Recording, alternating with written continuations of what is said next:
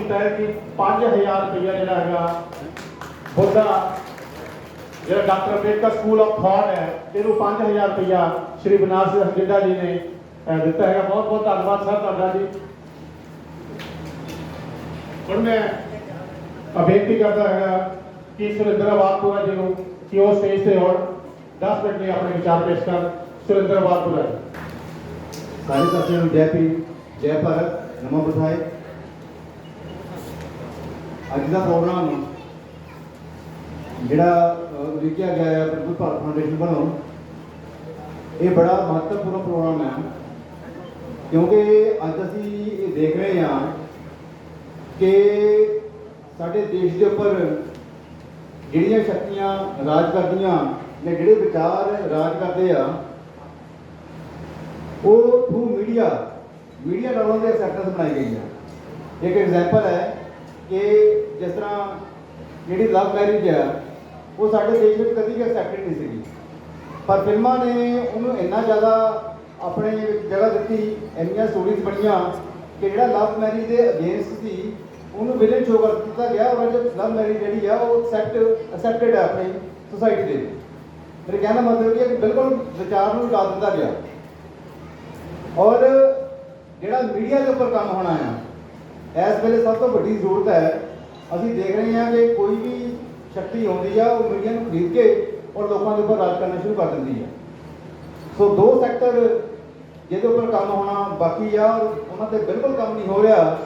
एक तो मीडिया देखो पोलिटिकल के उपर तो साडा काम बहुत हो रहा है और मैं कहता भी इन्ना ज़्यादा हो रहा भी मतलब असी एक दूजे के ना परखच्चे उड़ाई जाते हैं। वो हम काफ़ी लोग लगे हुए अपने अपने हिसाब से बड़ा डिबेटेबल इशू है। और रिलीजन के उपर भी किसी ना किसी काम हो रहा है।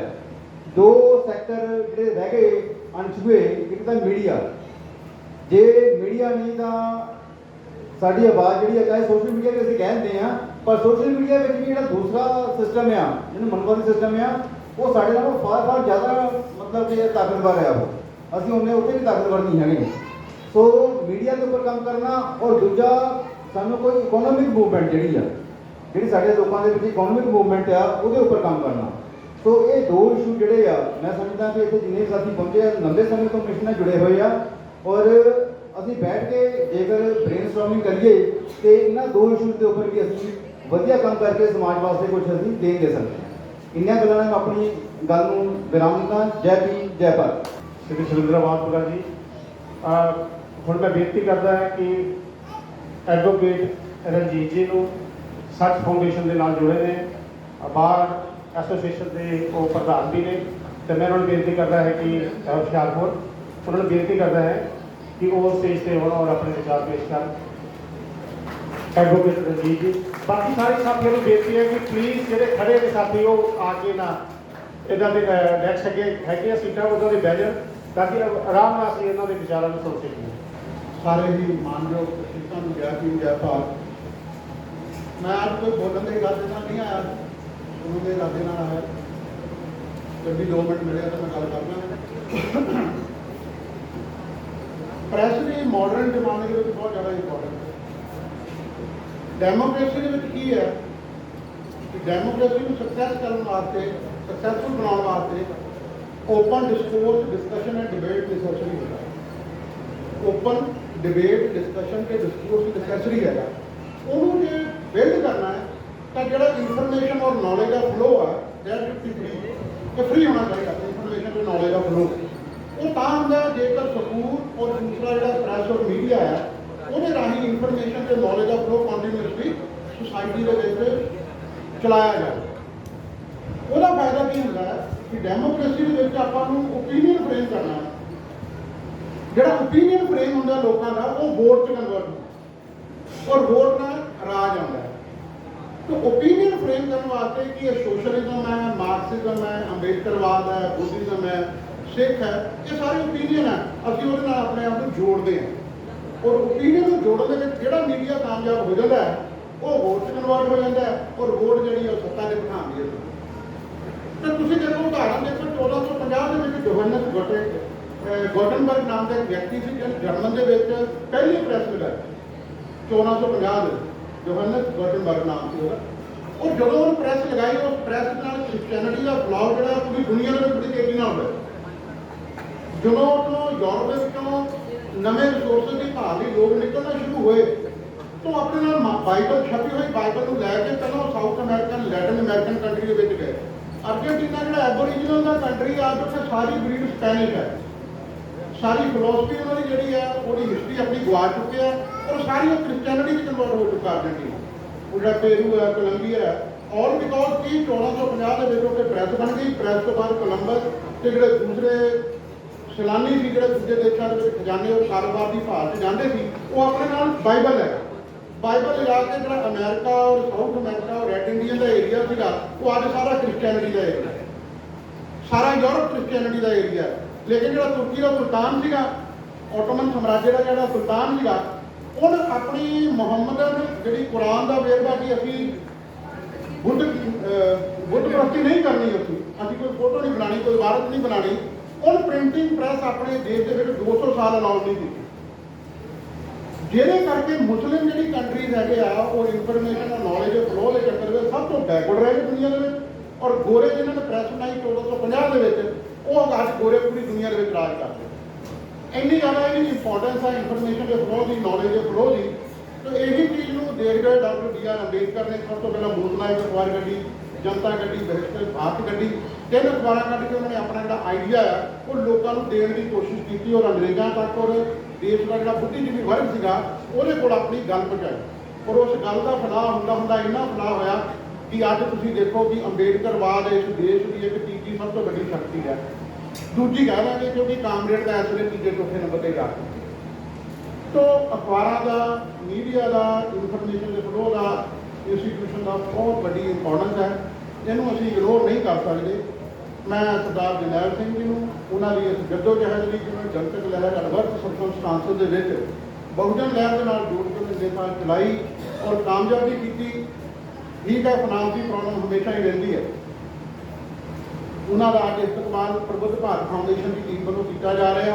मैं प्रबुद्ध भारत की टीम को भी बहुत बहुत बधाई दिना कि साहबकांक्षियों से जुड़े हुए अंदोलन से जुड़े हुए महान शख्सियत को अज उन्होंने सम्मानित करना है। ये बहुत अच्छी रिवायत है। समाज में लोड़ की है, अज समाज में की चलता पे कि हर कोई अपने आप को बड़ा मिशनरी साबित करने दूजे घटिया हल्का मिशनरी साबित करने की कोशिश कर रहा है या अपनी सोच को वधिया दस के दूजे की सोच को हल्की दस रहा है। और इसे करके समाज रविदासिया बुद्धिज्म कई अपने संगठन बन गए जिहदे करके एक दूसरे के प्रति सम्मान का भाव ना होने करके साडी यूनिटी नहीं है। और प्रबुद्ध भारत फाउंडेशन ने प्रथा शुरू की है काफ़ी सालों को। अज वह एक रूप अभी देख रहे हैं सरदार जिन्हें अभी सम्मान करने जा रहे हैं कि मैंने बड़ा अच्छा लगा और ये मैं आप सबको बहुत बहुत बधाई भी दिना और तुहाडे सारे साथियों को धन्यवाद करता कि तुसीं सानूं भी शिरकत करने की मौका दिता। बहुत बहुत धन्यवाद। जय भीम, जय भारत, नमो बुद्धाय। बहुत बहुत धन्यवाद। ਹੁਣ मैं बेनती कर रहा है कि मैडम संतोष कुमारी जी को कि वो प्रधान नारी शक्ति फाउंडेशन पंजाब उन्होंने वो स्टेज पर आने और अपने विचार पेश कर। मैडम संतोष कुमारी। सब तो पहला सारे सत्कार जो वीरन भैन बुजुर्गों बच्चों जय भीम, जय भारत, नमो बुद्धा। और आज बड़ी खुशी की गल है कि मैंने फर्स्ट टाइम मौका मिला है doctor B.R. Ambedkar school of thought के पहुँचने का। सुनिया बहुत सी डॉक्टर राहुल जी बड़े पुराने जुड़े हुए हैं, डॉक्टर जस्सी जी बड़ा प्यार है सारे के नाल, संजीव होरा जी बैठे हैं, अक्सर व्हाट्सएप पर साड़ी मुलाकात होती रहती है। तो मैं बहुत बहुत मुबारकबाद देती हाँ कि अज सारे उन्होंने रहबरां का जिन्होंने सानू अज इतने एक प्लेटफॉर्म से बैठने का इकट्ठे होने का राइट दिता है।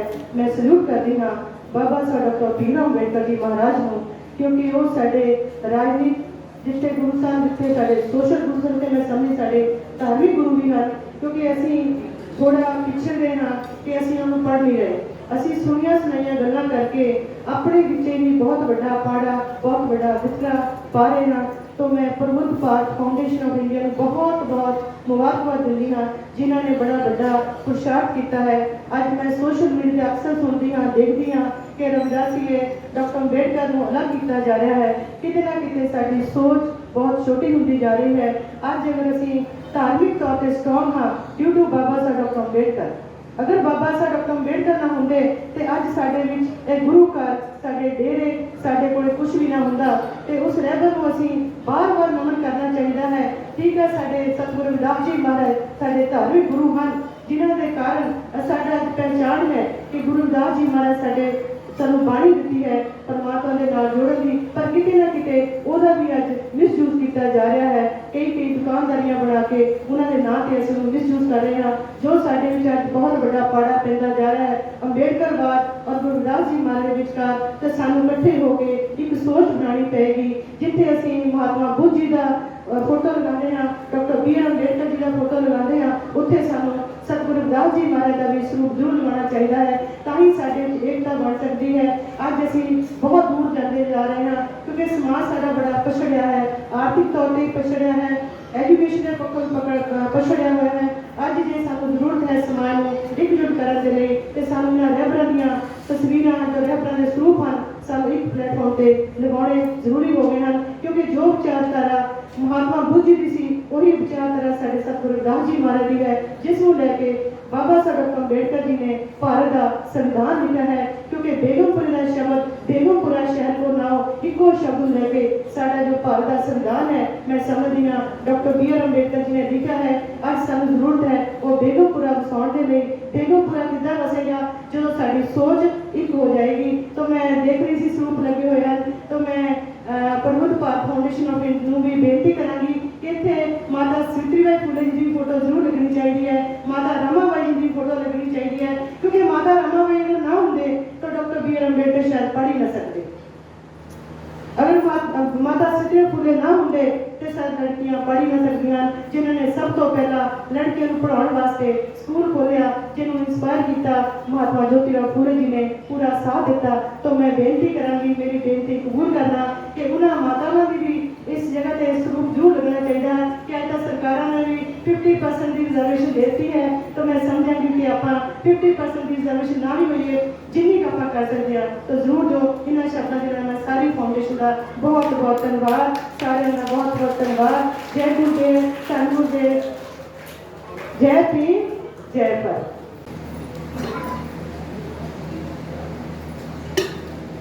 फोटो दे दो।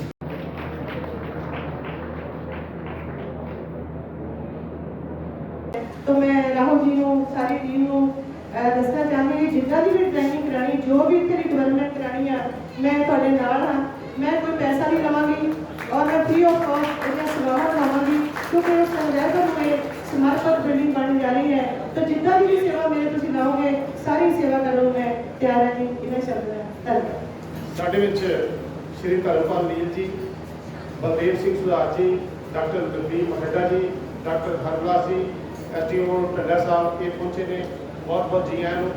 ਜਿਨ੍ਹਾਂ ਦਾਨੀ ਸੱਜਣਾ ਨੇ ਅੰਬੇਡਕਰ ਸਕੂਲ ਆਫ ਥਾਟ ਨੂੰ ਜਿਹੜੀ ਅਜ਼ਾਨ ਕੀਤੀ ਰਾਸ਼ੀ ਹੈ, ਉਹਨਾਂ ਦੇ ਵਿੱਚ ਡਾਕਟਰ ਅਸ਼ੋਕ ਭਾਟੀਆ ਜੀ 500 ਰੁਪਈਆ, ਮਾਸਟਰ ਬਰਜਿੰਦਰਪਾਲ ਬੰਗਾ ਜੀ, ਜਿਨ੍ਹਾਂ ਦੀ ਬੇਟੀ ਅਦਿਤੀ ਬੰਗਾ ਜਿਹੜੇ ਆਪਣੇ ਇੰਗਲੈਂਡ ਦੇ ਵਿੱਚ ਨੇ, ਉਹਨਾਂ ਨੇ 1000 ਰੁਪਈਆ ਸਾਨੂੰ ਭੇਜਿਆ। ਮਨਪ੍ਰੀਤ ਮਹੇਸ਼ ਸਾਗਰਪੁਰ ਤੋਂ ਜੀ, ਉਹਨਾਂ ਨੇ ਮਹੇਸ਼ ਸਾਗਰਪੁਰ ਤੋਂ ਉਹਨਾਂ ਨੇ 2000 ਰੁਪਈਆ ਸਾਨੂੰ ਭੇਜਿਆ ਹੈਗਾ। ਮਾਸਟਰ ਹਰਮੇਸ਼ ਜੀ USA ਤੋਂ 11000 ਰੁਪਈਆ, ਤੇ ਡਾਕਟਰ ਪਰਮਾਨੰਦ ਰੱਤੋ ਜੀ 1100 ਰੁਪਈਆ ਜਿਹੜਾ ਹੈਗਾ ਉਹ ਅੰਬੇਡਕਰ ਸਕੂਲ ਆਫ ਥਾਟ ਤੋਂ ਭੇਜਿਆ ਹੈ। ਬਹੁਤ ਬਹੁਤ ਧੰਨਵਾਦ ਤੁਹਾਡਾ ਸਰ। ਹੁਣ ਮੈਂ ਬੇਨਤੀ ਕਰਦਾ ਹਾਂ ਕਿ ਵਿੱਕੀ ਬਹਾਦਰ ਜੀ ਨੂੰ ਕਿ ਉਹ 1.5 ਜਾਂ 2 ਮਿੰਟ ਲਈ ਆਪਣੇ ਜਿਹੜੇ ਆ ਈਵੀ ਰਾਮਾਸਵਾਮੀ ਪੈਰੀਅਰ ਨਾਇਕਰ ਦੀ ਤੇ ਜਿਹੜੀ ਉਹਨੂੰ ਕੱਲ੍ਹ ਉਹਨਾਂ ਦਾ ਜਨਮ ਦਿਨ ਸੀ, ਉਹਨਾਂ ਦੇ ਉੱਪਰ ਉਹਨਾਂ ਨੂੰ ਇਹ ਜਿਹੜਾ ਗੀਤ ਹੈ ਸਮਰਪਿਤ ਕਰਨਗੇ। ਵਿੱਕੀ ਬਹਾਦਰ ਜੀ। ਬਹੁਜਨ ਸਮਾਜ ਦੇ ਮਹਾਂਪੁਰਖਾਂ ਦੇ ਅੰਦੋਲਨ ਨੂੰ ਮੰਜ਼ਿਲੇ ਮਕਸੂਦ ਪਹੁੰਚਾਉਣ ਦੇ ਲਈ ਪ੍ਰਬੁੱਧ ਭਾਰਤ ਫਾਊਂਡੇਸ਼ਨ ਤਰ੍ਹਾਂ ਤਰ੍ਹਾਂ ਦੇ ਉਪਰਾਲੇ ਕਰਦੀ ਹੈ। ਔਰ ਅੱਜ ਜਰਨੈਲ ਸਿੰਘ ਜੀ ਜੋ ਜਨਤਕ ਲਹਿਰ ਦੇ ਮੋਢੀ ਹੋਏ ਹੈ, ਜਿਨ੍ਹਾਂ ਨੇ ਬੜਾ ਬੜਬੋਲਾ ਯੋਗਦਾਨ ਪਾਇਆ ਹੈ, ਅੱਜ ਉਹਨਾਂ ਨੂੰ ਇਹ ਟੀਮ ਵੱਲੋਂ ਸਨਮਾਨ ਕਰਨ ਦੇ ਤੌਰ ਤੇ ਪ੍ਰੋਗਰਾਮ ਰੱਖਿਆ ਗਿਆ ਹੈ। और बड़ी खुशी की गल है, सारे मिशनरी साथी बैठे हैं कि समाज कहता है कि जिउंदे जी कोई कदर नहीं करता, और दुनिया तो जाने तो बाद सारे नीले कपड़े चक के आ जाते हैं, तो उन्हें श्रद्धांजलि समागम से सारे आके उची उची भाषण देने लग जाते हैं। जिउंदे जी की पुछदा नहीं पर प्रबुद्ध भारत फाउंडेशन का अज का उपराला इस गल की गवाही पाता है कि तुसी निस्वार्थ होकर काम करो, कदर लोग पानी चार बेटे अज का उपराला इसमें बधाई है। तो सैयद साहब की कलम तकरीबी रचना पहले साहब के जन्मदिन समर्पित है। वो जिन्ना लोकां ने रब दी काद कटी, वो जिन्ना लोकां ने रब दी काद कटी, वो मूर्ख लोकां दी मत ते रोना आउंदा, वो जेड़े कहन सब कुछ परमात्मा है, उन्हां नूं हनेरा ही ढोना आउंदा।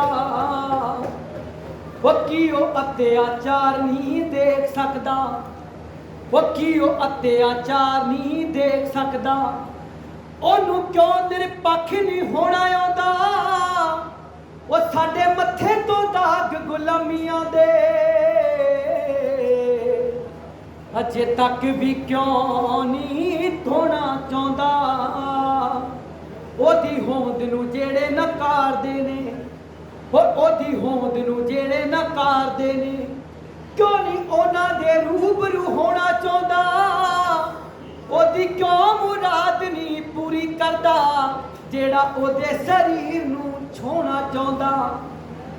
की ओ कर है सामने नहीं आउंदा, ओ की ओ कर है सामने नहीं आउंदा। ओ पूजा सिफता क्यों कराउणा चाहुंदा, की ओ भी बेचारी है जेड़ा मंदिरां विच देवदासियां ताईं नचाउणा चाहुंदा। गुंगा घोड़ा ना देखदा अन्ना होया, वो गुंगा घोड़ा ना देखदा अन्ना होया। क्यों ओ माड़िया ताईं दबाउणा चाहुंदा, धन सोना चांदी क्यों दबी बैठा, पैसा केड़े व्यापार विच लाउणा चाहुंदा। सैजल उस नूं पैदा ही क्यों करदा, वो सैजल उस नूं पैदा ही क्यों करदा। ओदे लागे भी जेड़ा नहीं खलोना चाहुंदा, वो कोई दसो समझावे जा पैरियर नूं, जेड़ा रब दे बारे समझाउणा चाहुंदा। वो जेड़ा रब दे बारे समझाउणा चाहुंदा, जेड़ा रब दे बारे समझाउणा चाहुंदा।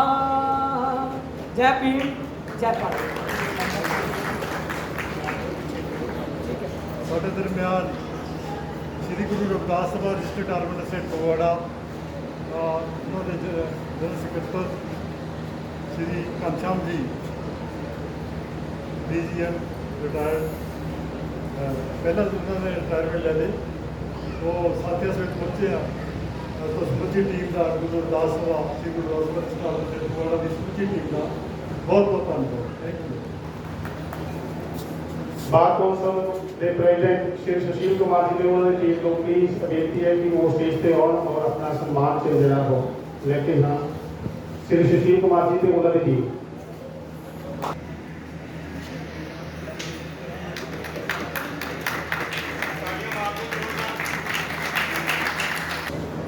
जिदा कि मैं दस रहा सीगा कि पहला तो अज का जो विशेष कार्यक्रम है श्री जरनैल सिंह जी को सम्मानित करने का, जिन्होंने जनतक लहर राही एक बहुत बड़ी लहर पंजाब के विच खड़ी की साढ़े समाज की, और जो उस वक्त बहुजन कसार कांसी राम जो बहुजन अंदोलन पूरे देश से चला रहे थे, उसनूं पंजाब के विच अगे बढ़ाउण दे लई श्री जरनैल सिंह जी का और इन्हां दी अखबार जनतक लहर का बहुत बड़ा योगदान है।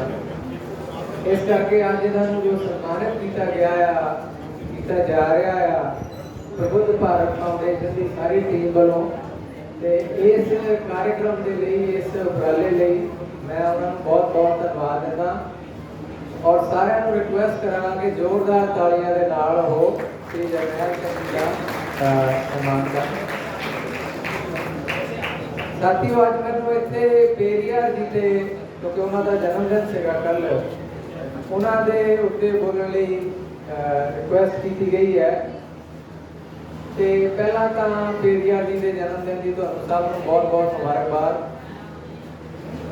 पेरिया जी का जीवन उन्होंने संघर्ष पूरे भारत दे विच ਬਹੁਜਨ ਸਮਾਜ ਦੇ ਮਹਾਂਪੁਰਸ਼ਾਂ ਨੇ ਜਿਨ੍ਹਾਂ ਨੇ ਵੀ ਸੰਘਰਸ਼ ਕੀਤਾ, ਉਹਨਾਂ ਦੇ ਵਿੱਚ ਬੇਰੀਆ ਜੀ ਦਾ ਸੰਘਰਸ਼ ਇੱਕ ਬਹੁਤ ਹੀ ਵਿਲੱਖਣ ਸਥਾਨ ਰੱਖਦਾ ਆ। ਔਰ ਇਹ ਇੱਕ ਤਰ੍ਹਾਂ ਦੀ ਤਰਾਸਦੀ ਹੈ ਨਾਰਥ ਇੰਡੀਆ ਦੇ ਵਿੱਚ, ਕਿਉਂਕਿ ਇੱਕ ਤਾਂ ਸਾਊਥ ਇੰਡੀਆ ਹੋਣ ਕਰਕੇ, ਤਮਿਲਨਾਡੂ ਹੋਣ ਕਰਕੇ ਉਹਨਾਂ ਦੀ ਭਾਸ਼ਾ ਅਲੱਗ ਹੈ। ਇੱਕ ਉਹ ਇਲਾਕਾ ਇੰਡੀਆ ਦੇ ਇਸ ਇਲਾਕੇ ਤੋਂ ਬਿਲਕੁਲ ਬਹੁਤ ਦੂਰ ਦੂਸਰੇ ਇਲਾਕੇ 'ਚ ਪੈਂਦਾ। ਇਸ ਕਰਕੇ ਵੀ ਨਾਰਥ ਇੰਡੀਆ 'ਚ, ਪੰਜਾਬ 'ਚ, ਨਾਰਥ ਇੰਡੀਅਨ ਸਟੇਟਾਂ ਦੇ ਵਿੱਚ ਪੀਰੀਅਡ ਦੇ ਬਾਰੇ ਲੋਕਾਂ ਨੂੰ ਇੰਨੀ ਜ਼ਿਆਦਾ ਜਾਣਕਾਰੀ ਹਜੇ ਤੱਕ ਵੀ ਨਹੀਂ ਮਿਲ ਸਕੀ। ਪਰ ਮੈਂ ਪਿਛਲੇ ਸਾਲ ਪੇਰੀਆ ਜੀ ਦੇ ਸਥਾਨ ਦੇਖਣ ਵਾਸਤੇ ਤਮਿਲਨਾਡੂ ਵੀ ਗਿਆ ਸੀਗਾ। ਉਹਨਾਂ ਦਾ ਜਨਮ ਸਥਾਨ ਰੋਡ ਜ਼ਿਲ੍ਹੇ 'ਚ ਉਹਨਾਂ ਦਾ ਜਨਮ ਹੋਇਆ, ਉਹ ਵੀ ਦੇਖਣ ਗਿਆ। ਚੇਨਈ ਦੇ ਵਿੱਚ ਰਹਿ ਕੇ ਉਹਨਾਂ ਨੇ ਜ਼ਿਆਦਾਤਰ ਕੰਮ ਕੀਤਾ। ਉਹਨਾਂ ਦਾ ਸੰਸਕਾਰ ਉੱਥੇ ਹੋਇਆ। ਉਹ ਹੈੱਡਕੁਆਰਟਰ ਉਹਨਾਂ ਦੀ ਸੰਸਥਾ ਦਾ ਅੱਜ ਵੀ ਬਹੁਤ ਅੱਛੇ ਤਰੀਕੇ ਨਾਲ ਕੰਮ ਕਰ ਰਿਹਾ। ਉੱਥੇ ਵੀ ਮੈਂ ਗਿਆ ਤੇ ਪੇਰੀਆ ਜੀ ਦੇ ਜੀਵਨ ਨਾਲ ਜੁੜੀਆਂ ਕੁਝ ਗੱਲਾਂ ਕਿ ਪੇਰੀਆ ਜੀ ਜ਼ਿਆਦਾ ਸਕੂਲ 'ਚ ਪੜ੍ਹ ਲਿਖ ਨਹੀਂ ਸਕੇ, ਕਿਉਂਕਿ ਉਹਨਾਂ ਦੇ ਨਾਲ, ਹਾਲਾਂਕਿ ਉਹ OBC ਬੈਕਵਰਡ ਕਮਿਊਨਿਟੀ ਵਿੱਚੋਂ ਸੀਗੇ ਔਰ ਉਹਨਾਂ ਦੇ ਜਿਹੜੇ ਫਾਦਰ ਸੀਗੇ ਉਹਨਾਂ ਦਾ ਬਹੁਤ ਵੱਡਾ ਵਪਾਰ ਸੀਗਾ। ਪੇਰੀਆ ਬਹੁਤ ਅਮੀਰ ਘਰਾਣੇ ਤੋਂ ਸੀਗੇ, ਪਰ ਕਿਉਂਕਿ ਉਸ ਸਮੇਂ ਬੈਕਵਰਡ ਜਾਤਾਂ ਨੂੰ ਵੀ ਉਸੇ ਤਰ੍ਹਾਂ ਭੇਦਭਾਵ ਦਾ ਸ਼ਿਕਾਰ ਹੋਣਾ ਪੈਂਦਾ ਸੀਗਾ ਜਿਸ ਤਰ੍ਹਾਂ SC ਕਾਸਟਾਂ ਨੂੰ ਇੰਡੀਆ ਦੇ ਬਹੁਤ ਸਾਰੀਆਂ ਸਟੇਟਾਂ 'ਚ। ਇਸ ਕਰਕੇ ਉਹਨਾਂ ਨੂੰ ਬ੍ਰਾਹਮਣਾਂ ਵੱਲੋਂ ਜਾਂ ਉਸ ਸਮੇਂ ਦਾ ਜੋ ਬ੍ਰਾਹਮਣਵਾਦੀ ਵਰਗ ਸੀਗਾ ਉਹਨਾਂ ਵੱਲੋਂ ਸਹੀ ਤਰੀਕੇ ਨਾਲ ਉਹਨਾਂ ਨੂੰ ਪੜ੍ਹਨ ਨਹੀਂ ਦਿੱਤਾ ਗਿਆ। ਉਹਨਾਂ ਦੇ ਬਹੁਤ ਸਾਰੀਆਂ ਬੰਦਿਸ਼ਾਂ ਲਗਾਈਆਂ ਗਈਆਂ। ਜਿਹੜਾ ਬਾਬਾ ਸਾਹਿਬ ਬਾਰੇ ਵੀ ਸਾਨੂੰ ਪਤਾ ਕਿ ਜਦੋਂ ਉਹ ਐਜੂਕੇਸ਼ਨ ਲਈ ਸਕੂਲ ਜਾਂਦੇ ਸੀ ਤਾਂ ਉਹਨਾਂ ਨਾਲ ਵੀ ਡਿਸਕ੍ਰਿਮੀਨੇਸ਼ਨ ਹੁੰਦਾ ਸੀਗਾ। ਇਸ ਤਰ੍ਹਾਂ ਪੇਰੀਆ ਜੀ ਨਾਲ ਵੀ ਕਈ ਤਰ੍ਹਾਂ ਦੇ ਡਿਸਕ੍ਰਿਮੀਨੇਸ਼ਨ ਹੋਏ, ਜਿਸ ਕਰਕੇ ਉਹ ਪੜ੍ਹ ਨਹੀਂ ਸਕੇ। ਮੇਰਾ ਖਿਆਲ ਹੈ ਉਹ 10ਵੀਂ ਤੱਕ ਵੀ ਨਹੀਂ ਸੀ ਪੜ੍ਹ ਸਕੇ। ਪਰ ਉਹਨਾਂ ਦੇ ਅੰਦਰ ਖੁਦ ਇੱਕ ਰੈਸ਼ਨਲਿਜ਼ਮ ਜਿਸ ਨੂੰ ਉਹਨਾਂ ਨੇ ਅੱਗੇ ਵਧਾਇਆ, ਤਰਕਵਾਦ, ਸਵਾਲ ਜਵਾਬ ਕਰਨੇ, ਇਹ ਜੋ ਪ੍ਰਵਿਰਤੀ ਹੈ ਉਹਨਾਂ ਦੇ ਅੰਦਰ ਬਚਪਨ ਤੋਂ ਹੀ ਸੀਗੀ। ਔਰ ਫਿਰ ਅੱਗੇ ਚੱਲ ਕੇ ਜਦੋਂ ਬਨਾਰਸ ਦੀ ਉਹ ਘਟਨਾ ਘਟੀ, ਜਦੋਂ ਯਾਤਰਾ ਕਰਦੇ ਕਰਦੇ ਬਨਾਰਸ ਪਹੁੰਚੇ ਔਰ ਧਾਰਮਿਕ ਸ਼ਾਲਾ ਜੋ ਤਮਿਲਨਾਡੂ ਦੇ ਹੀ ਲੋਕਾਂ ਨੇ ਬਣਾਈ ਹੋਈ ਸੀਗੀ, ਉਹਨਾਂ ਕੋਲ ਪੈਸੇ ਨਹੀਂ ਸੀਗੇ, ਭੁੱਖ ਨਾਲ ਉਹਨਾਂ ਦੀ ਹਾਲਤ ਖਰਾਬ ਸੀਗੀ ਔਰ ਉਹ ਧਰਮਸ਼ਾਲਾ 'ਚ ਜਾਣਾ ਚਾਹੁੰਦੇ ਸੀ ਜਾ ਕੇ ਉਹਨਾਂ ਨੂੰ ਉੱਥੋਂ ਕੁਝ ਖਾਣ ਨੂੰ ਮਿਲ ਸਕੇ। ਉਹਨਾਂ ਨੇ ਦੇਖਿਆ ਕਿ ਤਮਿਲਨਾਡੂ ਵੱਲੋਂ ਇਹ ਬਣਾਈ ਹੋਈ ਧਰਮਸ਼ਾਲਾ ਆ, ਮੈਂ ਤਮਿਲਨਾਡੂ ਤੋਂ ਆਇਆ ਤੇ ਇਹ ਲੋਕ ਮੇਰੀ ਮਦਦ ਕਰਨਗੇ। ਪਰ ਜਿਹੜੇ ਲੋਕ ਉਸ ਧਰਮਸ਼ਾਲਾ ਨੂੰ ਚਲਾ ਰਹੇ ਸੀ, ਬ੍ਰਾਹਮਣ ਲੋਕ, ਦੱਸਿਆ ਜਾਂਦਾ ਕਿ ਉਹਨਾਂ ਨੇ ਪੇਰੀਆ ਨੂੰ ਉਹਨਾਂ ਦੀ ਜਾਤ ਪੁੱਛੀ ਕਿ ਤੁਸੀਂ ਕਿਹੜੀ ਜਾਤ ਦੇ ਆ। ਔਰ ਜਦੋਂ ਉਹਨਾਂ ਨੂੰ ਪਤਾ ਲੱਗਿਆ ਆ, ਪੇਰੀਆ ਜੀ ਨੇ ਦੱਸਿਆ ਆ ਉਹਨਾਂ ਨੂੰ, ਤਾਂ ਉਹਨਾਂ ਨੇ ਪਤਾ ਕਰ ਲਿਆ ਕਿ ਇਹ ਬ੍ਰਾਹਮਣ ਨਹੀਂ ਹੈਗੇ, ਇਹ ਤਾਂ ਕਿਸੇ OBC ਸ਼ੂਦਰ ਕੈਟੇਗਰੀ ਦੇ ਕਮਿਊਨਿਟੀ ਦੇ ਬੰਦੇ ਆ। ਤਾਂ ਬ੍ਰਾਹਮਣਾਂ ਨੇ ਉਹਨਾਂ ਨੂੰ ਉਸ ਧਰਮਸ਼ਾਲਾ ਦੇ ਵਿੱਚ ਨਹੀਂ ਆਉਣ ਦਿੱਤਾ ਔਰ ਉਹਨਾਂ ਨੂੰ ਅਪਮਾਨਿਤ ਵੀ ਕੀਤਾ ਗਿਆ। ਔਰ ਫਿਰ ਇੱਥੇ ਤੱਕ ਵੀ ਹੋਇਆ ਕਿ ਜਦੋਂ ਬਾਹਰ ਆਏ ਤੇ ਬਹੁਤ ਸਾਰਾ ਬਚਿਆ ਹੋਇਆ ਖਾਣਾ ਜੋ ਧਰਮਸ਼ਾਲਾ 'ਚ ਬਣਾਇਆ ਜਾਂਦਾ ਸੀ, ਜੋ ਪੁਰਾਣਾ ਹੋ ਜਾਂਦਾ ਸੀ, ਬੇਹਾ ਹੋ ਜਾਂਦਾ ਸੀਗਾ, ਉਸ ਨੂੰ ਬਾਹਰ ਕਚਰੇ ਦੇ ਉੱਪਰ ਸੁੱਟ ਦਿੰਦੇ ਸੀਗੇ ਤੇ ਉੱਥੇ ਜਾਨਵਰ ਉਸ ਖਾਣੇ ਨੂੰ ਖਾ ਰਹੇ ਸੀ।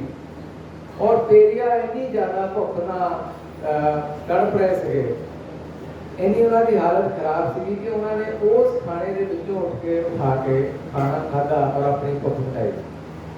ਪਰ ਇਸ ਘਟਨਾ ਨਾਲ ਉਹਨਾਂ ਨੂੰ ਅਹਿਸਾਸ ਹੋਇਆ ਕਿ ਭਾਵੇਂ ਉਹਨਾਂ ਦਾ ਪਰਿਵਾਰ ਬਹੁਤ ਵੱਡਾ ਵਪਾਰੀ ਪਰਿਵਾਰ ਸੀਗਾ, ਪੈਸੇ ਪੱਖੋਂ ਉਹਨਾਂ ਦੇ ਕੋਲ ਕੋਈ ਗਰੀਬੀ ਨਹੀਂ ਸੀਗੀ, ਪਰ ਕਿਉਂਕਿ ਜਾਤ ਉਹਨਾਂ ਦੀ OBC ਇੱਕ ਐਸੀ ਕੈਟੇਗਰੀ ਦੀ ਸੀ ਜਿਸ ਨੂੰ ਬ੍ਰਾਹਮਣ ਵਰਗ ਇੱਕ ਸ਼ੂਦਰ ਵਰਗ ਸਮਝਦਾ ਆ ਔਰ ਉਸ ਨੂੰ ਆਪਣੇ ਬਰਾਬਰ ਵੀ ਸਮਝਦਾ। ਇਸ ਕਰਕੇ ਉਹਨਾਂ ਨੂੰ ਆਰਥਿਕ ਤੌਰ ਤੇ ਇੱਕ ਮਜ਼ਬੂਤ ਔਰ ਸਮਰਿੱਧ ਪਰਿਵਾਰ ਦੇ ਹੋਣ ਦੇ ਬਾਵਜੂਦ ਵੀ ਉਹਨਾਂ ਨੂੰ ਡਿਸਕ੍ਰਿਮੀਨੇਸ਼ਨ ਦਾ ਸਾਹਮਣਾ ਕਰਨਾ ਪਿਆ, ਜਿਹਦੇ ਖਿਲਾਫ ਉਹਨਾਂ ਨੇ ਮਨ ਬਣਾਇਆ ਕਿ ਹੁਣ ਮੈਂ ਵਾਪਸ ਤਮਿਲਨਾਡੂ ਜਾ ਕੇ ਇਹ ਜੋ ਜਾਤ ਪਾਤ ਆ, ਜੋ ਵਿਤਕਰਾ ਆ, ਜਾਤੀ ਦੇ ਆਧਾਰ ਤੇ ਭੇਦਭਾਵ ਕੀਤਾ ਜਾਂਦਾ, ਤੇ ਮੈਂ ਹੁਣ ਇਹਦੇ ਖਿਲਾਫ ਸੰਘਰਸ਼ ਕਰਾਂਗਾ, ਇਸ ਨੂੰ ਖਤਮ ਕਰਨ ਦੇ ਲਈ ਕੰਮ ਕਰਾਂਗਾ। ਔਰ ਫਿਰ ਉਹਨਾਂ ਨੇ ਸਾਰਾ ਜੀਵਨ ਆ ਕੇ ਬਹੁਤ ਤਰ੍ਹਾਂ ਦੇ ਸੈਲਫ ਰਿਸਪੈਕਟ ਮੂਵਮੈਂਟ ਚਲਾਈ, ਬਹੁਤ ਸਾਰਾ ਆਤਮ ਸਨਮਾਨ ਦਾ ਸੰਘਰਸ਼ ਕੀਤਾ ਔਰ ਜਿਹਦੇ ਕਰਕੇ ਅਸੀਂ ਅੱਜ ਵੀ ਦੇਖ ਸਕਦੇ ਹਾਂ ਤਾਮਿਲਨਾਡੂ 'ਚ ਖਾਸ ਕਰਕੇ ਕਿ ਉਹਨਾਂ ਦੇ ਹੀ ਸੰਘਰਸ਼ ਦੇ ਕਾਰਨ ਭਾਵੇਂ ਐਸੀ ਕਮਿਊਨਿਟੀਆਂ ਆ ਭਾਵੇਂ OBC ਕਮਿਊਨਿਟੀਆਂ ਆ, ਤਾਮਿਲਨਾਡੂ ਐਜੂਕੇਸ਼ਨ ਦੇ ਵਿੱਚ ਬਹੁਤ ਸਾਰੀਆਂ ਚੀਜ਼ਾਂ ਅੱਜ ਇੰਡੀਆ ਦੀਆਂ ਬਾਕੀ ਸਟੇਟਾਂ ਨਾਲੋਂ ਕਿਤੇ ਜ਼ਿਆਦਾ ਡਿਵੈਲਪ ਆ। ਔਰ ਤਾਮਿਲਨਾਡੂ ਦੇ ਵਿੱਚ ਉਹਨਾਂ ਦੀ ਜਿਹੜੀ ਸੰਸਥਾ DK ਉਹ ਵੀ ਬਹੁਤ ਵਧੀਆ ਤਰੀਕੇ ਨਾਲ ਕੰਮ ਕਰ ਰਹੀ ਆ। ਔਰ ਉਸ ਹੀ ਸੰਸਥਾ ਦੇ ਵਿੱਚੋਂ ਨਿਕਲ ਕੇ ਜਿਹੜੀ DMK ਪਾਰਟੀ ਬਣੀ ਆ, ਉਹ ਅੱਜ ਫਿਰ ਉੱਥੇ ਕਈ ਵਾਰ ਪਹਿਲਾਂ ਉਹਨਾਂ ਦੀ ਸਰਕਾਰ ਬਣ ਚੁੱਕੀ ਆ, ਇਸ ਟਾਈਮ ਫਿਰ ਸਟਾਲਿਨ ਜਿਹੜੇ ਆ ਉੱਥੇ ਦੇ ਮੁੱਖ ਮੰਤਰੀ ਆ। ਔਰ ਉਹ ਉਹਨਾਂ ਦੀ ਸੋਚ ਨੂੰ ਬਹੁਤ ਅੱਛੀ ਤਰੀਕੇ ਨਾਲ ਅੱਗੇ ਵਧਾ ਰਹੇ ਆ। ਔਰ ਮੈਨੂੰ ਇਹ ਵੀ ਉੱਥੇ ਦੇਖ ਕੇ ਬੜੀ ਖੁਸ਼ੀ ਹੋਈ ਕਿ ਜਿਹੜਾ ਉਹਨਾਂ ਦਾ ਹੈੱਡਕੁਆਟਰ ਹੈ DK ਦਾ, ਉੱਥੇ ਜਗ੍ਹਾ ਜਗ੍ਹਾ ਪੇਰੀਆਰ ਦੇ ਨਾਲ ਬਾਬਾ ਸਾਹਿਬ ਅੰਬੇਡਕਰ ਨੂੰ ਵੀ ਪੂਰਾ ਮਾਣ ਸਤਿਕਾਰ ਦਿੱਤਾ ਜਾਂਦਾ। ਹਰ ਜਗ੍ਹਾ ਉਹਨਾਂ ਦੀਆਂ ਫੋਟੋਆਂ ਲੱਗੀਆਂ ਆ, ਉਹਨਾਂ ਦੀਆਂ ਪ੍ਰੋਫੈਸ਼ਨਾਂ ਲੱਗੀਆਂ। ਤੇ ਇਸ ਕਰਕੇ ਸਾਨੂੰ ਪੇਰੀਆਰ ਨੂੰ ਜ਼ਰੂਰ ਯਾਦ ਕਰਨਾ ਚਾਹੀਦਾ, ਉਹਨਾਂ ਬਾਰੇ ਜਾਣਕਾਰੀ ਲੈਣੀ ਚਾਹੀਦੀ ਹੈ। ਔਰ ਤੁਹਾਨੂੰ ਸਭ ਨੂੰ ਪੇਰੀਆਰ ਜੀ ਦੇ ਜਨਮ ਦਿਨ ਦੀ ਇੱਕ ਵਾਰ ਫਿਰ ਤੋਂ ਬਹੁਤ ਬਹੁਤ ਮੁਬਾਰਕਬਾਦ। ਜੈ ਭੀਮ, ਜੈ ਭਾਰਤ, ਨਮੋ ਬੁੱਧਾਏ। ਏਸ਼ੀਅਨ ਇੰਡੀਪੈਂਡੈਂਟ ਸਮਾਜ ਬਿਜਲੀ UK ਤੋਂ ਉਹਨਾਂ ਨੇ ਮੁਬਾਰਕਾਂ ਭੇਜੀਆਂ ਹੈਗੀਆਂ ਅੰਬੇਦਕਰ ਸਕੂਲ ਜਿਹੜਾ ਉਹਨਾਂ ਨੂੰ, ਤਾਂ ਕਿ ਇਸ ਤਰ੍ਹਾਂ ਦਾ ਜਿਹੜਾ ਤੁਸੀਂ ਉਪਰਾਲਾ ਕਰ ਰਹੇ ਹੈਗੇ ਆ। ਔਰ ਤੁਹਾਨੂੰ ਬਹੁਤ ਬਹੁਤ ਮੁਬਾਰਕਾਂ। ਦਵਿੰਦਰ ਚੰਦਰ ਜੀ UK ਤੋਂ ਉਹਨਾਂ ਨੇ ਮੁਬਾਰਕਾਂ ਭੇਜੀਆਂ। ਹੁਣ ਮੈਂ ਬੇਨਤੀ ਕਰਾਂਗਾ ਡਾਕਟਰ ਸਾਸਰੇ ਜੀ, ਉਹਨਾਂ ਨੂੰ ਬੇਨਤੀ ਹੈ ਕਿ ਉਹ ਸਟੇਜ ਤੇ ਆਉਣ ਔਰ 5 ਮਿੰਟ ਲਈ ਆਪਣੇ ਵਿਚਾਰ ਪੇਸ਼ ਕਰ। ਡਾਕਟਰ ਸਾਸਰੇ ਜੀ। ਸਾਡੇ ਦਰਮਿਆਨ ਸਾਡੇ ਬਹੁਤ ਹੀ ਸਤਿਕਾਰਯੋਗ ਸ਼੍ਰੀਮਾਨ ਗਿਆਨ Chand ji Diwali, member SC commission Punjab, ਉਹ ਬਤਾ ਰਹੇ ਹਨ। ਅਸੀਂ ਉਹਦਾ ਵੈਲਕਮ ਕਰਦੇ ਹਾਂ। ਫਿਰੋਜ਼ਪੁਰ ਫਾਊਂਡੇਸ਼ਨ ਵੱਲੋਂ ਬਹੁਤ ਬਹੁਤ ਸਵਾਗਤ ਜੀ। ਧੰਨਵਾਦ। ਡਾਕਟਰ ਅੰਬੇਡਕਰ ਚੇਤਨਾ ਮਾਰਚ ਕਮੇਟੀ ਉਹ 2100 ਰੁਪਇਆ ਅੰਬੇਡਕਰ ਸਕੂਲ ਆਫ ਥਾਟ ਤੋਂ ਦੇ ਰਹੇ ਨੇ। ਔਰ ਬਹੁਤ ਬਹੁਤ ਧੰਨਵਾਦ ਜੀ ਤੁਹਾਡਾ ਸਾਰਿਆਂ ਦਾ। ਹੁਣ ਮੈਂ ਮੇਰੀ ਬਿਲਕੁਲ ਬੇਨਤੀ ਹੈਗੀ ਹੈ ਕਿ ਜਿਹੜੇ ਸਾਥੀ ਵਿੱਕੀ ਜੀ ਪਲੀਜ਼ ਇਹਨਾਂ ਨੂੰ ਸਾਰੇ ਸਾਥੀਆਂ ਨੂੰ ਬਿਠਾ ਲਓ ਕਿ ਅਸੀਂ ਅੱਜ ਜਿਹੜਾ ਪ੍ਰੋਗਰਾਮ ਦੇ ਕੇਂਦਰ ਬਿੰਦੂ ਔਰ ਇਸ ਪ੍ਰੋਗਰਾਮ ਦੀ ਸ਼ਾਨ ਜਿਹੜੇ ਸਾਥੀ ਸ਼੍ਰੀ ਜਰਨੈਲ ਡਾਕਟਰ ਜਰਨੈਲ ਸਿੰਘ ਜੀ ਨੂੰ, ਜਿਨ੍ਹਾਂ ਨੂੰ ਅਸੀਂ ਅੱਜ ਸਨਮਾਨ ਕਰਨਾ ਹੈ, ਉਹਨਾਂ ਦੀਆਂ ਸਮਾਜ ਪ੍ਰਤੀ ਸੇਵਾਵਾਂ ਨੂੰ ਦੇਖਦੇ ਹੋਏ ਉਹਨਾਂ ਨੂੰ ਜੋ ਸਨਮਾਨ ਚਿੰਨ੍ਹ ਦਿੱਤਾ ਜਾਣਾ ਹੈ। ਪਹਿਲਾਂ ਤਾਂ ਮੈਂ ਉਹਨਾਂ ਦੇ ਬਾਰੇ ਥੋੜਾ ਜਿਹਾ ਇੰਟਰੋਡਕਸ਼ਨ ਤੁਹਾਨੂੰ ਦੱਸ ਦੇਵਾਂ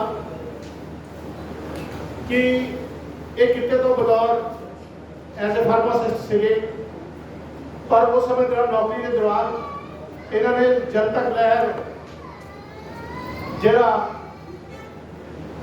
15 ਵਾਲਾ ਸੀਗਾ ਉਹ 14 ਅਪ੍ਰੈਲ 1973 ਨੂੰ ਇਹਨਾਂ ਨੇ ਸ਼ੁਰੂ ਕੀਤਾ। ਤੇ ਮਾਡਲ ਹਾਊਸ ਦੇ ਵਿੱਚ 10 ਬਾਏ 12 ਦਾ ਇੱਕ ਕਮਰਾ ਸੀਗਾ ਕਿ ਜਿਹਦੇ ਵਿੱਚ ਇਹਨਾਂ ਨੇ ਇਹ ਕੰਮ ਨੂੰ ਸ਼ੁਰੂ ਕੀਤਾ। ਔਰ ਉਹ ਜਿਹੜਾ ਕਮਰਾ ਸੀ, ਤੁਸੀਂ ਮੰਨ ਸਕਦੇ ਕਿ ਉਹਦੀ ਛੱਤ ਜਿਹੜੀ ਸੀ ਉਹ ਬਾਂਸਾਂ ਦੀ ਛੱਤ ਸੀ, ਜਿੱਥੋਂ ਇਹਨਾਂ ਨੇ ਆਪਣਾ ਜਾਂ ਸਮਾਜ ਨੂੰ ਜੋ ਅਵੇਅਰ ਕਰਨ ਵਾਸਤੇ ਜੋ ਉੱਥੋਂ ਇੱਕ ਜਨਤਕ ਲਹਿਰ ਨਾਮ ਦੀ ਪੱਤਰਿਕਾ ਜਿਹੜੀ ਸੀਗੀ ਉਹ 15 ਵਾਲਾ ਜਿਹੜਾ ਉਹ ਕੱਢਿਆ। ਉਸ ਤੋਂ ਬਾਅਦ ਇਹ ਜਿਹੜਾ 15 ਵਾਲਾ ਅਖਬਾਰ ਸੀਗਾ ਉਹ ਫਿਰ ਵੀਕਲੀ ਦੇ ਰੂਪ ਦੇ ਵਿੱਚ ਉਹ ਹੋ ਗਿਆ। ਪਹਿਲਾਂ ਮਹੀਨੇ ਦੇ ਵਿੱਚ 2 ਨਿਕਲਦੇ ਸੀ, ਫਿਰ ਮਹੀਨੇ ਦੇ ਵਿੱਚ ਇਹਨਾਂ ਨੇ 4 ਕੱਢਣੇ ਸ਼ੁਰੂ ਕੀਤੇ। ਔਰ 14 ਅਪ੍ਰੈਲ 1975 ਨੂੰ ਇਹਨਾਂ ਨੇ ਉਹ ਵੀਕਲੀ ਜਨਤਕ ਲਹਿਰ ਨੂੰ ਇਹਨਾਂ ਨੇ ਸ਼ੁਰੂ ਕੀਤਾ। 14 ਅਪ੍ਰੈਲ 1984 ਦੇ ਵਿੱਚ ਇਹਨਾਂ ਨੇ ਇੰਗਲਿਸ਼ ਜਿਹੜਾ ਜਨਤਕ ਲਹਿਰ ਆ ਉਹ ਮੰਥਲੀ ਜਿਹੜਾ ਹੈਗਾ ਉਹ ਸ਼ੁਰੂ ਕੀਤਾ।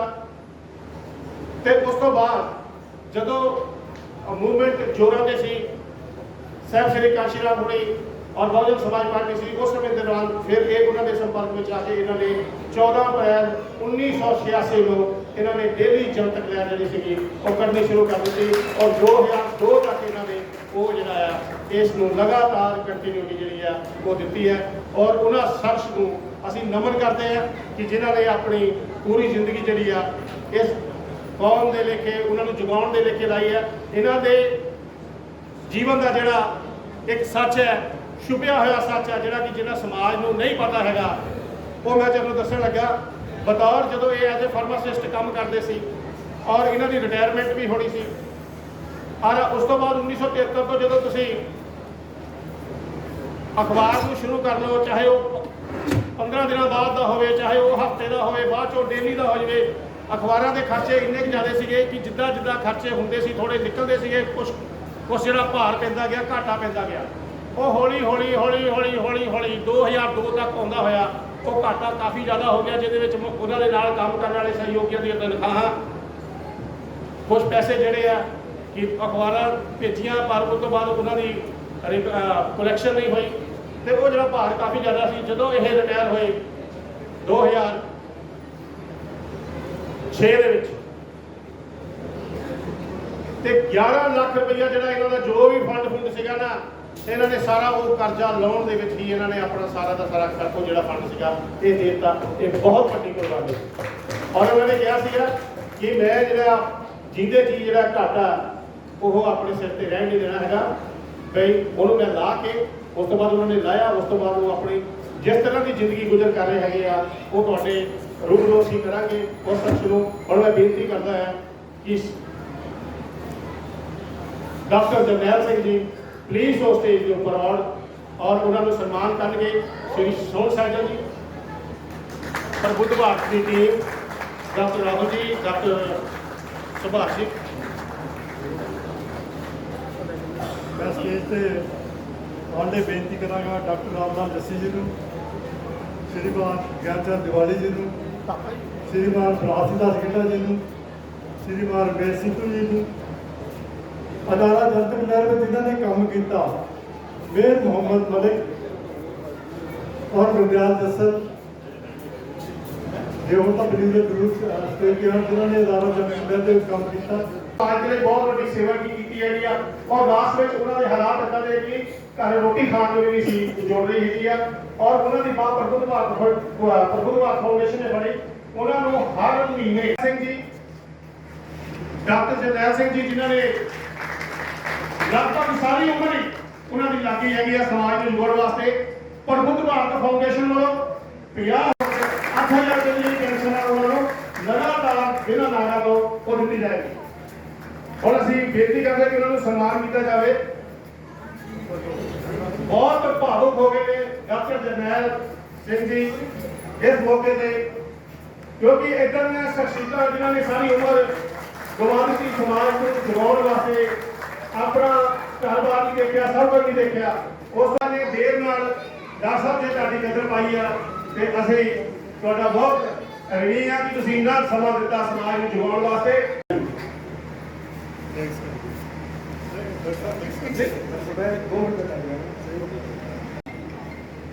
ਸਾਥੀਓ, ਅੱਜ ਆਪਾਂ ਉਸ ਸ਼ਖਸੀਅਤ ਦਾ ਸਨਮਾਨ ਕੀਤਾ ਸਾਰਿਆਂ ਨੇ ਮਿਲ ਕੇ, ਜਿਸ ਸ਼ਖਸੀਅਤ ਨੇ ਪੰਜਾਬ ਦੀ ਇੱਕ ਇਕਲੌਤੀ ਅਖਬਾਰ ਆਪਣੇ ਸੀਮਿਤ ਸਾਧਨਾਂ ਦੇ ਨਾਲ ਖੜੀ ਕੀਤੀ ਸੀ। ਉਹ ਅਖਬਾਰ ਜਦੋਂ ਰੋਜ਼ਾਨਾ ਚੱਲਦੀ ਤੇ ਸ਼ਾਇਦ ਉਹਦੀ 15,000 ਦੀ ਸਰਕੂਲੇਸ਼ਨ ਰੋਜ਼ਾਨਾ ਸੀ, ਪਰ ਅੱਜ ਉਹ ਅਖਬਾਰ ਬੰਦ ਹੈ। ਸਾਡੇ ਮਹਾਂਪੁਰਸ਼ਾਂ ਦਾ ਇਤਿਹਾਸ ਦੇਖੋ, ਮਹਾਤਮਾ ਜੋਤੀਬਾ ਫੂਲੇ ਨੇ ਦੀਨ ਬੰਧੂ ਅਖਬਾਰ ਸ਼ੁਰੂ ਕੀਤਾ ਸੀ, ਅੱਜ ਉਹ ਅਖਬਾਰ ਬੰਦ ਹੈ। ਬਾਬਾ ਸਾਹਿਬ ਡਾਕਟਰ ਅੰਬੇਡਕਰ ਨੇ 1920 ਦੇ ਵਿੱਚ ਪਹਿਲਾ ਅਖਬਾਰ ਬਹਿਸ਼ਕ੍ਰਿਤ ਭਾਰਤ ਸ਼ੁਰੂ ਕੀਤਾ, ਅੱਜ ਉਹ ਅਖਬਾਰ ਬੰਦ ਹੈ। ਬਾਬਾ ਸਾਹਿਬ ਨੇ ਦੂਸਰਾ ਅਖਬਾਰ ਮੂਕ ਨਾਇਕ ਸ਼ੁਰੂ ਕੀਤਾ, ਅੱਜ ਉਹ ਅਖਬਾਰ ਬੰਦ ਹੈ। ਬਾਬਾ ਸਾਹਿਬ ਨੇ ਤੀਸਰਾ ਅਖਬਾਰ ਜਨਤਾ ਸ਼ੁਰੂ ਕੀਤਾ, ਅੱਜ ਉਹ ਅਖਬਾਰ ਬੰਦ ਹੈ। ਬਾਬਾ ਸਾਹਿਬ ਨੇ ਚੌਥਾ ਅਖਬਾਰ ਸਮਤਾ ਸ਼ੁਰੂ ਕੀਤਾ, ਅੱਜ ਉਹ ਅਖਬਾਰ ਬੰਦ ਹੈ।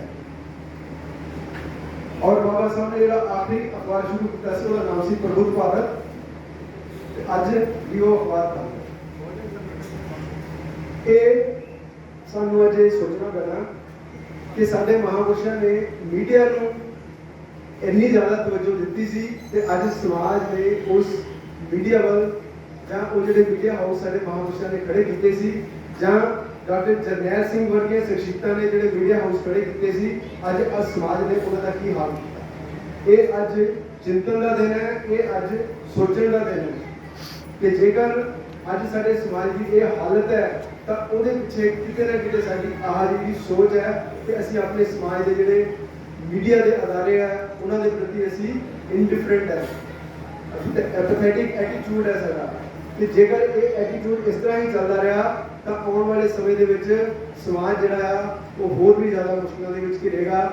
ਤੇ ਅੱਜ ਜਰਨੈਲ ਸਿੰਘ ਜੀ ਅਸੀਂ ਜਿਸ ਤਰ੍ਹਾਂ ਦੇ ਵੀ ਹਾਲਾਤ ਤੁਹਾਡੇ ਨਾਲ ਤੁਸੀਂ ਜਿਨ੍ਹਾਂ ਹਾਲਾਤਾਂ ਵਿੱਚੋਂ ਗੁਜ਼ਰੇ ਹੋ ਅਸੀਂ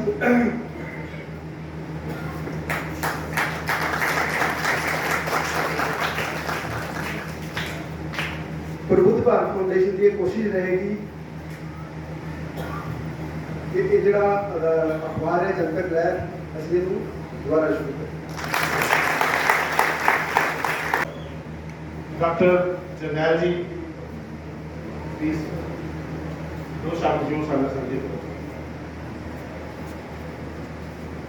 मैं सारे आज सम्मान समारोह में शामिल होने धन्यवाद करना प्रमोद भारत फाउंडेशन का उनके आगुआ का वर्करां का बहुत धन्यवाद किया कि उन्होंने मैनूं वड्डी रकम ते मास्टर पेंशन दे के सम्मान किया। जय भीम नमो बुद्धाय। सारे साथियों को जय भीम नमो बुद्धाय। आज मैं महसूस करना बेशक थोड़ा लेट हो गए। डॉक्टर जरनैल सिंह होਰਾਂ ਦਾ ਜਿਹੜਾ ਅੱਜ ਦਾ ਸਨਮਾਨ ਸਮਾਰੋਹ ਹੈ ਅਸਲ ਵਿੱਚ ਇਹ ਸਾਡਾ ਆਪਣਾ ਹੀ ਸਾਡੇ ਸਮਾਜ ਦਾ ਸਨਮਾਨ ਹੈ। ਮੈਨੂੰ ਯਾਦ ਹੈ ਬਹੁਤ ਲੰਬਾ ਅਰਸਾ ਹੋ ਗਿਆ ਲਗਭਗ 70 ਤੋਂ ਅਸੀਂ ਇਕੱਠੇ ਰਹੇ ਹਾਂ, ਮਿਲਦੇ ਰਹੇ ਹਾਂ, ਲਿਖਦੇ ਵੀ ਰਹੇ ਹਾਂ ਤੇ ਮੈਨੂੰ ਉਦੋਂ ਵੀ ਪਤਾ ਹੈ ਜਦੋਂ ਡਾਕਟਰ ਸਾਹਿਬ ਕਿਲਾ ਮਹੱਲਾ ਦੇ ਵਿੱਚ ਜਿਹੜੀ ਡਿਸਪੈਂਸਰੀ ਸੀ ਉਸ ਦੇ ਵਿੱਚ ਕੰਮ ਕਰਦੇ ਹੁੰਦੇ ਸਨ।